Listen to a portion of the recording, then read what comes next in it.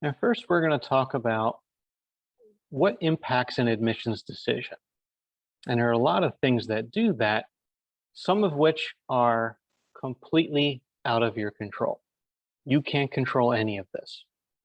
And these might be something like the, um, the level of study, are going to change from school to school for one, and the time of the year.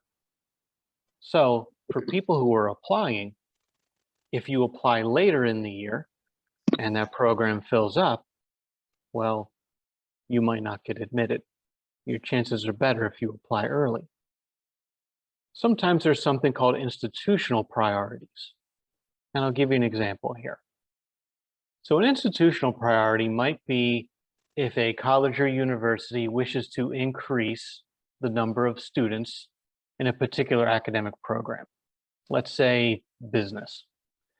They say, okay, we want to expand our business program. We're going to accept more people for business. And you apply for business, so your chances increase. That's good. Or maybe the location that you're in. This can work for you or against you. The university might say, okay, we've got a lot of students from the Middle East. We'd like to provide a little more balance to our student body, so we want to accept more people from South America. So they may do that. And again, those are two things right there that are completely out of your control. Certain strategic initiatives by a college or university. You can't deal with any of that. So it's best to focus on what you can control. So let's spend a little bit of time on who makes decisions at colleges and universities here in the United States. Now, there's something called an admissions committee. This is a group of people who may or may not have some of these members. I have run admissions committees in the past, and I would say I have had admissions committees where all of these people were represented. And sometimes it's less people, but in general, we're going to stick with this example. Now, for an undergraduate student, it may be made up of people like academic advisors. And who are academic advisors? These are people who kind of help schedule your classes when you first enter. They want to make sure that you graduate on time, where if you want to pursue a different program or you have different ideas and maybe you're not sure, academic advisors are the people that help you here in the United States at a US college or university. There's professors. These are the people who teach the courses. There's people called retention officers. These are the people that really want to make sure that you graduate on time. Most bachelor degrees in the United States are 4 years. If it's something like engineering or architecture, it might be 4.5 or 5 years. But for the most part, it's 4 years. Universities in the United States are judged, one of the ways they're judged is if people graduate on time. So retention officers are very important people. Tutoring and support staff. They're invited to admissions committee because they see different issues that students might have. They might say, well, the students who take this class, they tend to have problems with this type of math. Or people who came from a secondary school who studied this curriculum seem to do well in English, but they struggle in science. They may see all kinds of different people. If you ever have an issue in the United States where you struggle, you can go to a tutoring and support staff, and these people help you. And they're usually free of charge. And they can help you kind of graduate, or I'm sorry, it can kind of alleviate any issues that you might have. So that's why they get invited. There's deans, sometimes provost. These are people who head up an entire academic department or area. So they tend to be in charge of the professors. There's athletic coaches. Athletic coaches are people that might have more information about you that's not academic, but can kind of testify to your drive as an individual, how dedicated you are. So there's different criteria, different things that a coach could inform the committee about. Because if you're interested in athletics, you may be kind of be talking about a lot of things with coaches. Finally, there's admissions professionals. These are people like myself. We're the people that help prepare your application for the admissions committee. So that's generally how this works. Now, on a master level or doctoral level, there's a lot less people. It tends to be mostly made up of professors, deans or provosts, and finally admissions professionals. For the most part, it's your professors and your deans. They're the ones who are making the decisions for people who are pursuing a master or doctoral level degree. Now, when you apply, we get your application and it passes through a series of benchmarks or checkpoints, we'll call them. And there are certain things that we're looking for, and we'll go through each one. The first one is, did the student follow directions for the application and submit all the documentation that's needed? This is really important because if we don't have the documentation that we need, your application goes to the bottom of the pile. The other applications go up top. And the institution may or may not contact you for further information or further documentation. So it's really important that you do and follow the instructions for the application. This is paramount. The next one is, what are the students' grades? How do they do on their exam scores, including their English exams? So they're looking for a baseline. Did they get this GPA?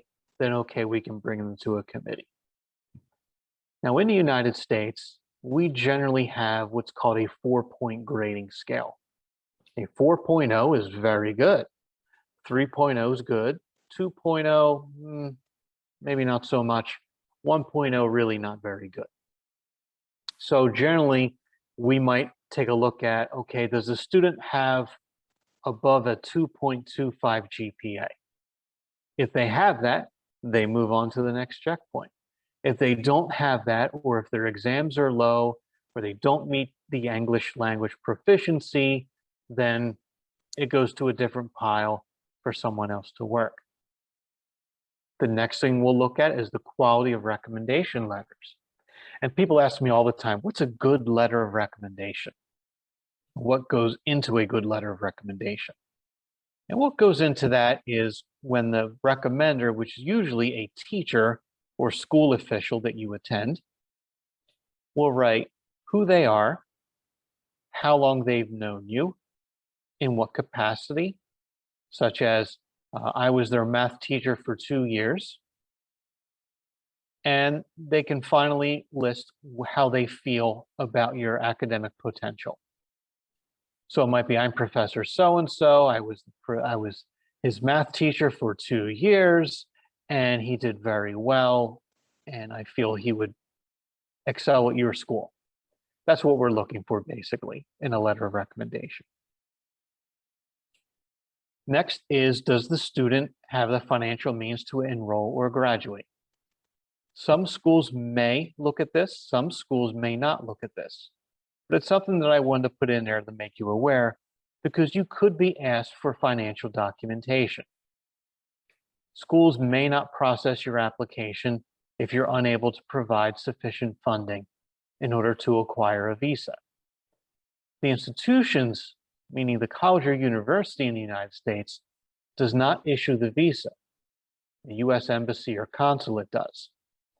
So if they don't feel that you have enough funding, or you cannot demonstrate you have enough funding, they may feel it's not worth, processing this application because they're not going to get a visa.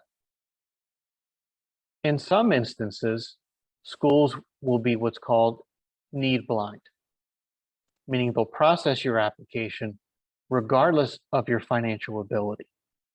And some schools are like this. So York, for the most part, York College of Pennsylvania is what's called need blind. Finally, we may look at, are any documentations false or essays plagiarized? This is important because, and I've seen just in the past few weeks, I've had 3 students plagiarize their application materials. They were from a different country, they weren't from Korea. But that is an automatic rejection, and the students are not allowed to reapply. These students falsified their English language exam and their transcripts, and I believe their bank statements, because they did provide those even though we did not ask for them. The other thing that we do is when someone submits an essay, many schools will do this. There's a software that we will use, a program, where we will scan your essay and we run it through the software, and that software will look on the internet and it'll look to see if you took a lot of statements that were already published online. And we get a report back and it'll say, okay, only 5% was, taken from online, which is no big deal, 25%. Where we get worried is if there's 50% or more of the essay from the applicant was plagiarized from online. That's an automatic rejection. So you don't want to do that. I've had a student falsify their letter of recommendation, which is not great because when we contacted the recommender and said, do you know this applicant? Professor said, yes, I know this applicant, and I wish they would have just asked me for the letter of recommendation. I would have been happy to write it for them. But instead, the student falsified it. So you don't want to do that for sure. Those are some of the things that I've seen over the past few years. All right. So once you get through all those benchmarks and all those checkpoints, as the admissions professional, I am now preparing your application for review by the admissions committee. So we'll call this the second set of benchmarks. Okay, so I'm the admissions professional. I have your application. I need to gather evidence that you're going to be successful at my college or university. And this is what I'm looking for. Aside from reviewing the application, and yes, we may ask for an interview, but for the most part, we're going to look at just the application. We're going to say, is the student clear and specific with their intentions, especially with their essay? And these are the type of statements that we're looking for if you're not sure what to write. By attending your College of Pennsylvania, I will be able to pursue my dream of, and wherever that dream is. You want to be a computer engineer, or you want to work in education, be a teacher, so forth. Or you could write something like, I will be able to help my country, my people, my community, my company, whatever it is, by doing this, whatever that is. Providing infrastructure so people have access to the internet, so people have enough food to eat, have enough clean drinking water, whatever that is. That could be in there. Next thing we may look at is, what kind of curriculum did you take? Did you challenge yourself by taking difficult courses? So we've had students over the years that have had very good grades on a whole, but when you look at their transcript, you look at each class that they took and the grade that they received, sometimes they don't do well in the academic classes. They do well in what's called the elective classes, such as maybe some of the arts or some other extracurricular activities. But they struggled in their literature, history, science, math courses. Maybe they didn't do well. So we'll definitely take a look at that. Does the student have a strong work ethic? Kind of goes back to the last point. Did you challenge yourself? Were the different clubs that you joined, different organizations? Did you work hard? Did you do the bare minimum, or did you push yourself a little bit? We're going to look at that. Other things that we'll look at is, does the student's interests and activities match the academic major or interest? So we'll give some examples here. Maybe you wanted to do business, so you joined your school's business club. That's good. Sometimes, which goes into the next point, you didn't have an opportunity to join the business club because your school doesn't have one, and that's okay. But are there ways where you could demonstrate leadership of some kind or demonstrate some sort of extracurricular commitment? A way to demonstrate leadership is to join, athletics is great. People who are athletes tend to be good leaders. Sometimes the academic program, such as business or education, we'll stick with education for a minute. If you want to be a teacher, you join an extracurricular activity, and maybe you had a leadership role there. Because when you're a teacher, you have to command a classroom. You're the leader of those students in a way. So we'll take a look at that. Is the student open to new ideas or rigid in their thinking? One of the great things about studying in the United States is that you're studying with people from all over the United States, all over America. There's 50 states. The West is different from the East, which is different from the South, which is different from the North. People bring perspectives. And you'll also be studying with people from all over the world. And everyone has different perspectives. And you may be asked for the first time, how do you feel about a particular topic? What is your opinion? And you're going to have to take into account other people's feelings and beliefs and experiences. And it's a great way to kind of build yourself, because when you get a job and you start working at a company or somewhere else, you're going to be with people who have different experiences, different education, all kinds of different things. And you need to be able to value them and value their experiences. So it's a great way to share ideas.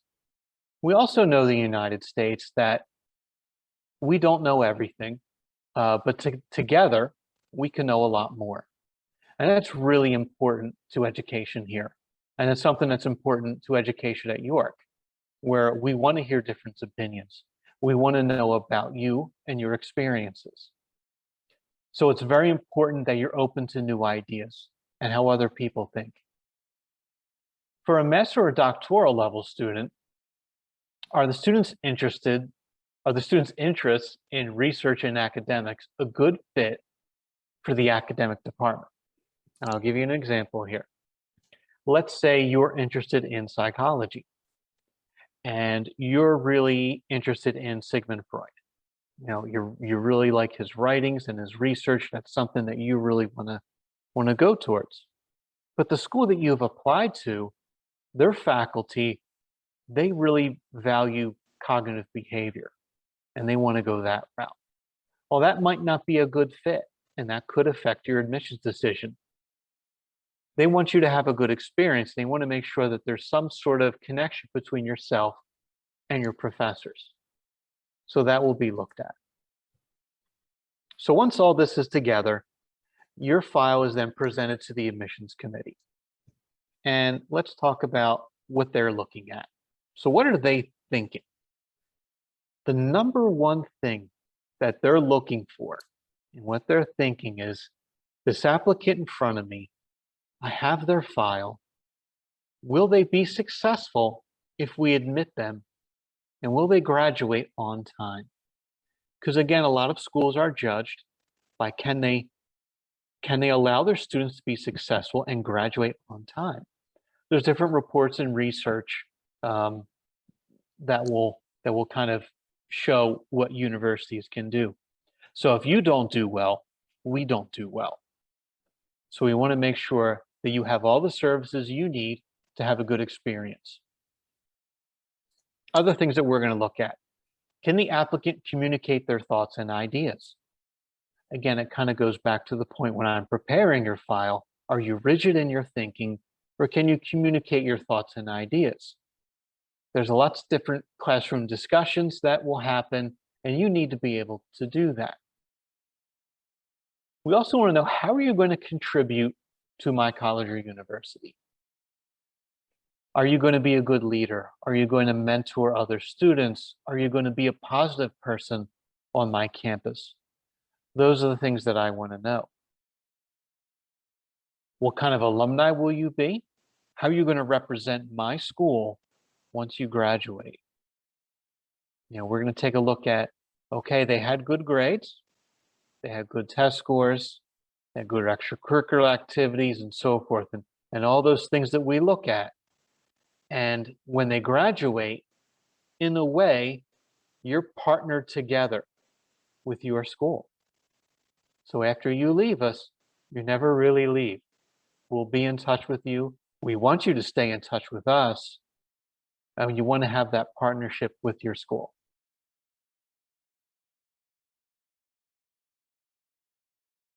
Last thing, is the person resilient and do they handle challenges well? We might be looking at that. And the reason is you're going from one education level to the next. So let's say you're in secondary school now, and now you're moving to a college or university. All right, that's a big jump, that's a big change. And now you're doing it in a new culture, in a new country, in a new education system. That's really different. And things will not always go as planned. Everyone has a great idea. I want to go study abroad. But the first few days or few weeks might be really difficult until you can integrate yourself to campus. And that's to be expected, and we know. And I would say most colleges and universities will have services in place to make sure that you integrate well. But there is an adjustment period, and we want to help you along the way. But we do want to know that you'll be resilient, or when the first problem happens, do you know who to reach out to, or will you get frustrated and, maybe just kind of be by yourself or not communicate with people? Again, we want you to have a good experience. Finally, we'll talk about demonstrated interest. And this is for someone who's really on the borderline. How interested are they really in my school? Or were we just another school that they applied to? Did they attend our virtual events? Did they respond to our emails and messages? Were they really interested? Or were we just another school that they applied to? Did they really care about us? That may play a part. Now, during this presentation, I've used the word college and university almost interchangeably. And I want to point out that in the United States, college and university is kind of used the same way because there's not much distinction in the United States. It's different from the UK system or the Australian system, where a college might mean a community college or might even mean a secondary school.